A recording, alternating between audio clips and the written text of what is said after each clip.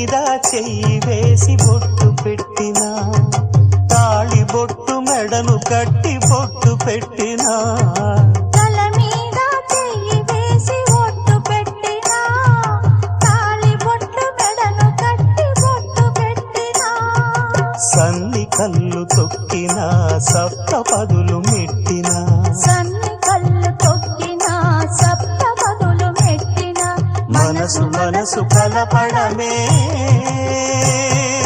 మంత్రం పరమార్థం. శ్రీరస్తు శుభమస్తు, శ్రీరస్తు శుభమస్తు.